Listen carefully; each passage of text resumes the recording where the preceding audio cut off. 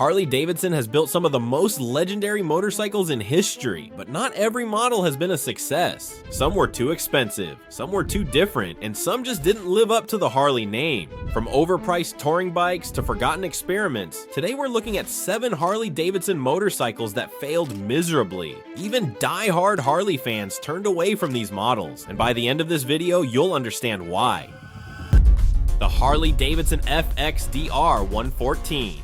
Harley-Davidson is known for its traditional cruisers, but every now and then they take a leap into something different. The FXDR 114 was one such experiment, a futuristic, high-performance muscle bike that was designed to break the mold. It had all the makings of a showstopper, an aggressive, modern design, a Milwaukee 8 114 engine producing a hefty 119 pound-feet of torque, and lightweight components like an aluminum swing arm and composite fenders to improve performance and handling. On paper, it promised a thrilling riding experience, blending raw power with cutting-edge styling. However, despite its impressive specifications, the FXDR 114 struggled to find its audience. One of the most significant issues was its riding position. While the low, stretched-out stance, forward foot controls, and drag-style handlebars gave it a bold, aggressive look, they made for an uncomfortable ride. Many riders reported significant back, wrist, and neck strain even after short trips, making the FXDR impractical for long-distance cruising. Its handling was also a point of contention. It excelled in straight-line acceleration,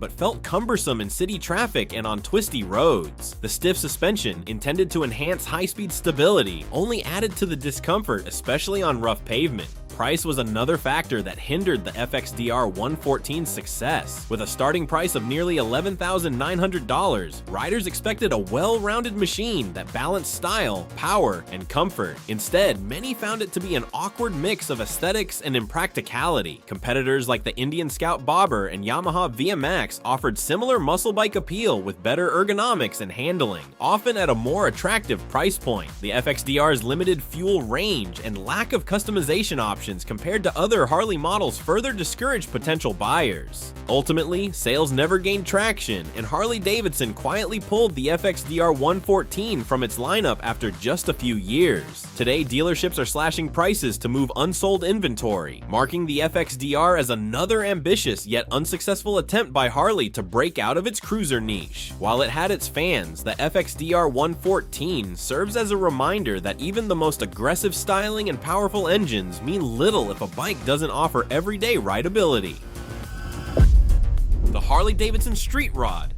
Harley-Davidson has made multiple attempts to step outside its comfort zone and attract a younger, more diverse audience. One such effort was the Street Rod, a sportier, more performance-focused version of the Street 750. Harley wanted to create a bike that merged its signature style with improved handling, increased power, and a more aggressive stance. The goal was to appeal to urban riders looking for a nimble, modern motorcycle that still carried the Harley badge. On paper, the Street Rod seemed like a promising departure from Harley's typical cruiser lineup. The Revolution X engine received an 18% power boost, giving it a livelier throttle response. Suspension upgrades included upside-down front forks and gas-charged rear shocks, designed to improve stability and cornering ability. Harley also added dual front disc brakes, a much-needed improvement over the single-disc setup of the standard Street 750, enhancing braking performance. The drag-style handlebars and sportier riding position were meant to create a more dynamic and aggressive feel. But despite these enhancements, the Street Rod suffered from a major flaw. Its ergonomics were a disaster. The high-mounted foot pegs and compact frame made the riding position extremely cramped, especially for taller riders. Instead of feeling nimble and fun, the bike felt awkward and uncomfortable, making long rides unbearable. The combination of a slightly forward-leaning stance and high pegs put significant strain on the knees and lower back, leaving many riders frustrated. Then there was the styling, neither here nor there. It didn't carry the classic Harley-Davidson cruiser look that loyal fans loved, but it also wasn't a true sport bike. This middle ground approach alienated both potential customer bases. Traditional Harley riders thought it looked too generic, lacking the brand's signature attitude, while sport bike riders dismissed it as too heavy and underpowered compared to more refined options. Pricing was another hurdle. With an MSRP of $8,999, the Street Rod had to compete with well-established, high-performing motorcycles in the same category. Bikes like the Honda CB650R, Yamaha MT-07, and Kawasaki Z650 offered better power-to-weight ratios, more comfortable ergonomics, and superior overall performance. The Street Rod, in comparison, felt underwhelming for the price. Adding to the disappointment were issues with build quality. Riders reported loose components, cheap materials, and questionable durability, further tarnishing its reputation. While some buyers appreciated the effort Harley put into making a more agile, city-friendly machine, these shortcomings made it a tough sell. Ultimately, sales for the Street Rod never took off, and Harley-Davidson quietly discontinued the model. Today, dealerships are slashing prices in a desperate attempt to clear out inventory, with many Street Rods being heavily discounted just to get them off showroom floors. What was meant to be an exciting, youth-oriented alternative ended up as another Harley misstep, proving that simply adding sportier features isn't enough if the bike lacks comfort, refinement, and clear identity. The Harley-Davidson Pan America 1250. Harley-Davidson is world-renowned for its cruisers and touring bikes, but in 2021, the company made an unexpected move into the highly competitive adventure motorcycle market with the Pan America 1250. This was a bold attempt to challenge legendary ADV adventure bikes like the BMW GS series and KTM adventure models, machines with a deep-rooted reputation for tackling rugged terrain and long-distance touring. On paper, the Pan America looked like a serious contender. At its heart was the Revolution Max 1250 engine, a liquid-cooled V-twin, producing 150 horsepower, giving it a solid power advantage over some rivals. The bike came packed with advanced technology, including a 6.5-inch touchscreen infotainment system, multiple ride modes, cornering ABS, and traction control. One of its standout innovations was adaptive ride height, ARH, a first in the ADV segment, which automatically lowered the bike when coming to a stop, making it easier for shorter riders to plant their feet. For a company deeply entrenched in the cruiser world, this was a massive departure from its roots. Harley wasn't just tweaking an existing model, it was building an all-new platform and stepping into a segment dominated by brands with decades of off-road expertise. But while the ambition was clear, the execution wasn't as smooth. Adventure riders are notoriously brand loyal. They trust brands like BMW, KTM, Honda, and Yamaha, which have refined their ADV bikes over generations of real-world testing. To them, Harley-Davidson's entry felt like an experiment rather than a proven machine. Many questioned whether Harley was serious about competing in the adventure market or if this was just a temporary diversion from their core identity. Then came the early reliability issues. Electrical problems, inconsistent suspension performance, and software glitches plagued initial models. Some riders experienced screen malfunctions, while others reported unpredictable ride height adjustments, particularly in off-road conditions. The top-heavy design also made low-speed maneuvering tricky, which was a major drawback for riders looking to tackle technical trails. For a bike designed to go anywhere, these problems hurt its credibility. The adventure touring segment is one of the most competitive in motorcycling. For a little more money, riders could get a BMW R1250 GS, which offered proven reliability, a legendary boxer engine, and an unmatched dealer support network. Likewise, the KTM 1290 Super Adventure provided more off-road capability, lighter weight, and a refined chassis for serious adventure riders. Harley's lack of experience in this segment made it tough to persuade potential buyers to take a risk on an unproven model. To Harley's credit, they listened to feedback and made improvements to later Pan America models, addressing software bugs and fine-tuning the adaptive ride height system. However, the damage was already done. By the time these updates rolled out, enthusiasm had faded, and many riders had already turned to competitors. Now, dealerships are slashing prices to move unsold stock, with some offering thousands off MSRP to clear Pan Americas from their showrooms. While the Pan America 1250 is still in Harley-Davidson's lineup, its future remains uncertain as it struggles to find a dedicated audience in an already crowded segment. What was meant to be a game changer for Harley instead serves as a cautionary tale. Even with a powerful engine and high-tech features, breaking into the ADV world requires more than just a bold idea. It takes years of refinement, real-world credibility, and a dedicated following, something Harley is still trying to build. The Harley-Davidson LiveWire.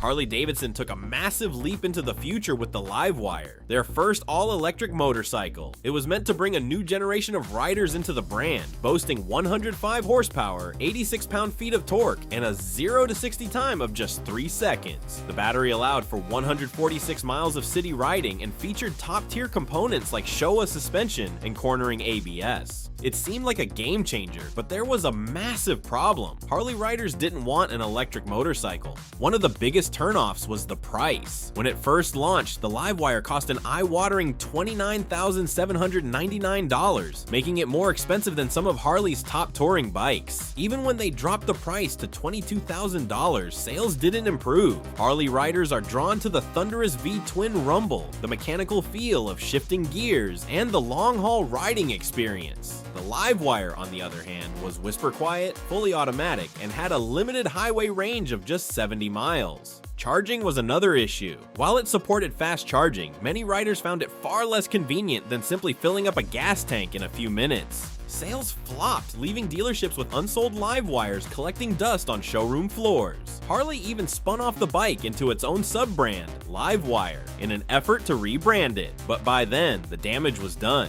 Now, dealers are desperately discounting LiveWires just to clear out their inventory, proving that even a big name like Harley can struggle when they stray too far from their roots. The Harley-Davidson V-Rod.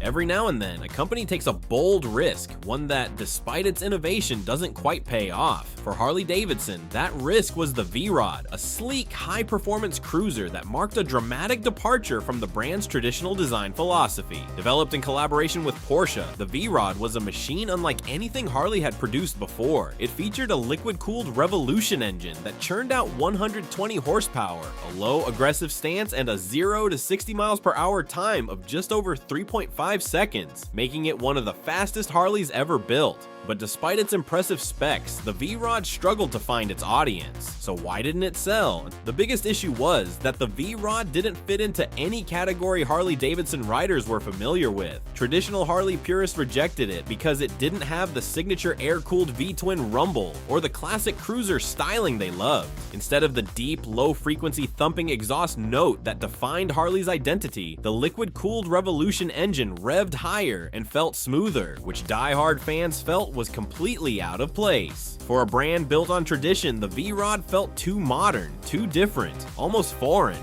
At the same time, the sport bike crowd wasn't interested either. While the V-Rod had the horsepower to compete with high-performance bikes from Yamaha, Ducati, or Kawasaki, its weight and bulk held it back. At over 600 pounds, it was far too heavy to match the agility of a proper sport bike. The low stance and long wheelbase, designed for straight-line stability, made it sluggish in corners, further distancing it from the sport bike world. It was a bike caught between two markets. Too modern for Harley fans, too cruiser-like for sport bike riders. Another major issue was its lack of customization options. Harley-Davidson has built its reputation on endless aftermarket support, allowing riders to tweak, modify, and personalize their bikes to fit their style. But the V-Rod was harder and more expensive to customize, with fewer aftermarket parts available compared to Harley's other models. The unique frame and radiator placement made modifications more complex, limiting its appeal to Harley enthusiasts who love to tinker with their bikes. Beyond its identity crisis, the V-Rod wasn't the most practical ride. One of the biggest complaints was its tiny 3.7-gallon gas tank, which forced riders to make frequent fuel stops. For a bike designed with high-performance cruising in mind, this severely limited its range and made it impractical for long-distance rides. Additionally, the low, stretched-out riding position wasn't ideal for comfort, especially on extended trips. At nearly $17,000, the V-Rod faced stiff competition from brands like Indian, Yamaha, and Ducati, which offered faster, better handling, and often more comfortable alternatives at a similar or lower price. The Indian Scout, for example, delivered a lightweight, powerful cruiser experience with a traditional American V-twin feel, while the Yamaha VMAX offered brutal acceleration with a lower price tag. After 15 years of struggling sales, Harley-Davidson finally discontinued the V-Rod in 2017. While it had a small but devoted fan base, it never achieved mainstream success. Even now, some dealerships still have unsold V-Rods sitting in their inventory, trying to find buyers for a bike that never quite found its place in Harley's lineup.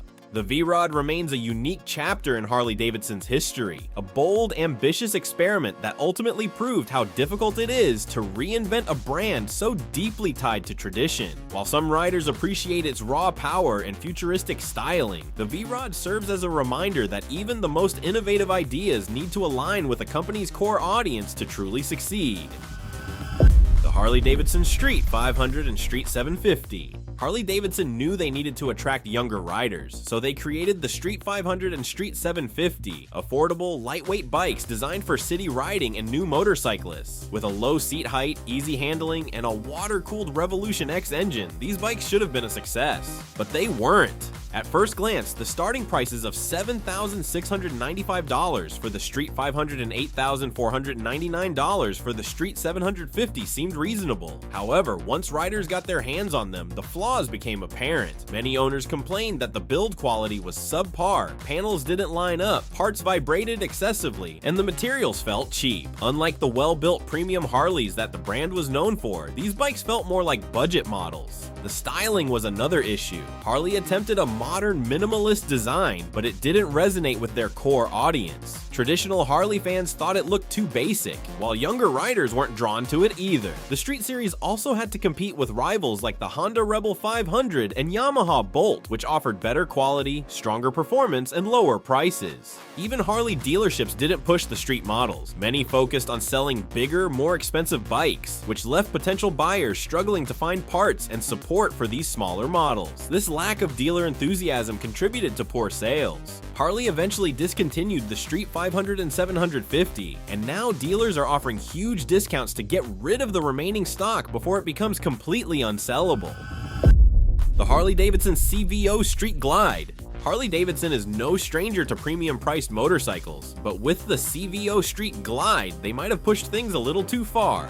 Designed to be the ultimate Harley touring bike, the CVO Custom Vehicle Operations model boasts high-end features, custom paint, and cutting-edge technology. But with an eye-watering $50,000 price tag, it's no surprise that dealerships are struggling to move them off the showroom floor. CVO models are built to be the best of the best, Harley's way of offering a factory-customized experience with exclusive upgrades. The CVO Street Glide packs a Milwaukee 8121 V-twin engine, pushing out 115 horsepower and more torque than the standard models. It comes with upgraded suspension, premium finishes, a state-of-the-art audio system, and a massive 12.3-inch touchscreen infotainment system with Harley's latest technology suite. Add in a handcrafted custom paint job and a few other refinements, and you have a bike meant to be the pinnacle of Harley-Davidson luxury. Here's the problem. Is the CVO Street Glide worth an extra $20,000 over a standard Street Glide Special? The Street Glide Special costs around $28,000 and offers nearly everything the CVO does, minus some of the cosmetic touches and luxury upgrades. The CVO's slightly larger screen, exclusive paint, and high-end components simply don't justify the massive price jump for most riders. Even among Harley's most die-hard fans, the price tag raises eyebrows. Many riders realize they can buy a standard Street Glide and fully customize it with their own choice of performance upgrades, audio systems, and paint jobs, all for far less than $50,000. Harley's biggest selling point has always been personalization, and CVO models limit that appeal by coming fully loaded from the factory with little room for further customization. Another major downside, CVO models don't hold their value well. Unlike standard Harleys, which can be modified and personalized over time, CVO bikes lose resale value quickly because they already come with all the premium features installed from the factory. Once they hit the used market, their exclusivity fades, and buyers are reluctant to pay a premium for features they can't change or customize to their liking.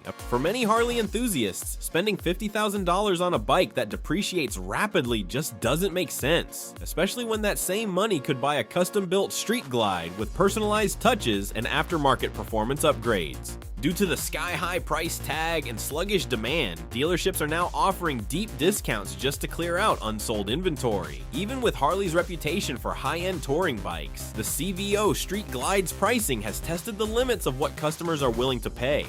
While it remains a stunning, feature-packed machine, the reality is that even the most loyal Harley riders have a breaking point when it comes to cost. In the end, the CVO Street Glide proves that there is such a thing as too much exclusivity, especially when the competition isn't another motorcycle, but a fully customized, personally built Harley that costs thousands less. Harley-Davidson is all about passion, performance, and personal style, but not every model lives up to the hype. From high prices to design missteps, these 7 motorcycles show that even legendary brands can make mistakes. But now, I want to hear from you. Which Harley do you think was the biggest failure? Or do you actually own one of these bikes? Drop a comment below and let me know what you think. And if you enjoyed this breakdown, hit that like button, subscribe, and turn on notifications. There's more coming, and trust me, you won't want to miss it. Ride safe, stay sharp, and I'll see you in the next one.